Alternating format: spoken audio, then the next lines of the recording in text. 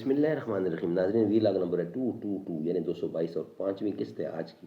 ناظرین 184 ہے صفحہ اور مین ہیڈنگ ہے بیرون مکہ دعوت اسلام۔ رسول اللہ صلی اللہ علیہ وسلم طائف میں، اور طائف والوں نے کیا سلوک کیا، حضور نے دعا مانگی، اللہ نے کیسے ہیلپ کی، کیسے مدد کی، یہ سارا ہم آپ کے سامنے رکھ رہے ہیں۔ ناظرین اس کتاب کا ٹائٹل ہے الرحیق المختوم، سیرت النبی صلی اللہ علیہ وسلم پر دنیا بھر میں اول انعام یافتہ یہ کتاب ہے۔ رائٹر اس کتاب کے مولانا صفی الرحمان مبارک پوری۔ رابطہ عالم اسلامی مکہ مکرمہ کے زیر اہتمام منعقدہ سیرت نگاری کے عالمی مقابلے میں اول آنے والی عربی کتاب کا اردو ترجمہ۔ بسم اللہ الرحمن الرحیم۔ یسقون من رحیق مختوم، یہ لوگ سرے بمہر شراب پلائے جائیں گے۔ بسم اللہ الرحمن الرحیم۔ وَإِن تُطِيعُوهُ تَهْتَدُوا، اور اگر اس کی فرما برداری کرو گے تو راہ پاؤ گے۔ پوچھا حضور سرور نے، اے عمر، اے وہ کہ جوش حق سے تیرے دل کو ہے قرار، رکھا ہے کچھ عیال کی خاطر بھی تو نے کیا، مسلم ہے اپنے خیش و اقارب کا حق گزار، کی عرض نصف مال ہے فرزند و زن کا حق، باقی جو ہے وہ ملت بیضا پہ ہے نثار۔ بسم اللہ الرحمن الرحیم۔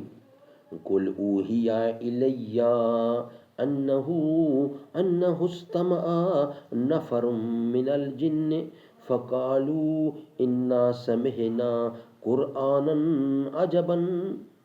عجبا یہدی الی الرشد فآمنا به ولن نشرک بربنا احدا۔ سورۃ الجن کی یہ آیت ہے اور 72 ہے سورت نمبر یہ، اور ایک سے دوسری یہ آیت ہم نے آپ کے سامنے رکھی۔ یہ 222 نمبر بھی لا گیا اور پانچویں قسط ہے۔ آپ کہہ دیں میری طرف سے یہ وحی کی گئی ہے کہ جنوں کی ایک جماعت نے قرآن سنا۔ آپ کہہ دیں میری طرف سے یہ وحی کی گئی ہے کہ جنوں کی ایک جماعت نے قرآن سنا اور باہم کہا کہ ہم نے ایک عجیب قرآن سنا ہے جو رائے راست کی طرف رہنمائی کرتا ہے، ہم اس پر ایمان لائے ہیں اور ہم اپنے رب کے ساتھ کسی کو ہرگز شریک نہیں کر سکتے۔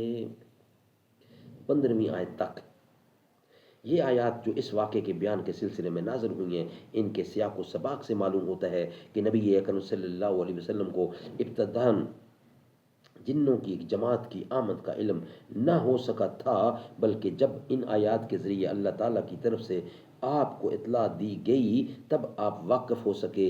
یہ بھی معلوم ہوتا ہے کہ جنوں کی یہ آمد پہلی بار ہوئی تھی، اور احادیث سے پتہ چلتا ہے کہ اس کے بعد ان کی آمد و رفت ہوتی رہی۔ ناظرین جنوں کی آمد اور قبول اسلام کا واقعہ در حقیقت اللہ تعالیٰ کی جانب سے دوسری مدد تھی جو اس نے اپنے غیب مکنون کے خزانے سے اپنے اس لشکر کے ذریعے فرمائی تھی جس کا علم اللہ کے سوا کسی کو نہیں۔ پھر اس واقعے کے تعلق سے جو آیات نازل ہوئیں ان کے بیچ میں نبی کریم صلی اللہ علیہ وسلم کی دعوت کی کامیابی کی بشارتیں بھی ہیں، اور اس بات کی وضاحت بھی کہ کائنات کی کوئی بھی طاقت اس دعوت کی کامیابی کی راہ میں حائل نہیں ہو سکتی۔ چنانچہ ارشاد باری تعالیٰ ہے وَمَن لَا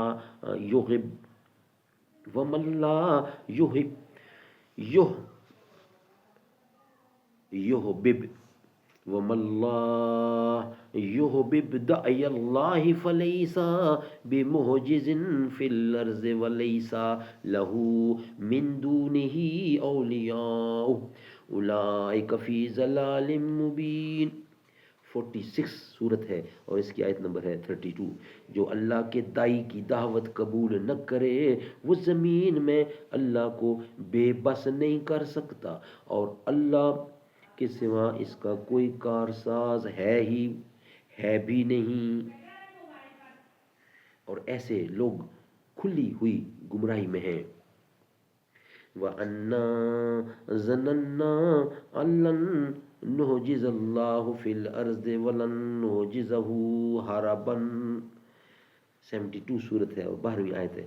ہماری سمجھ میں آ گیا ہے کہ ہم اللہ کی زمین میں بے بس نہیں کر سکتے، ہماری سمجھ میں آ گیا ہے کہ ہم اللہ کو زمین میں بے بس نہیں کر سکتے اور نہ ہم بھاگ کر ہی اسے پکڑنے سے عاجز کر سکتے ہیں۔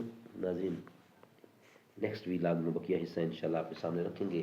5 قسطوں آج کی الحمدللہ مکمل ہو گئی ہے۔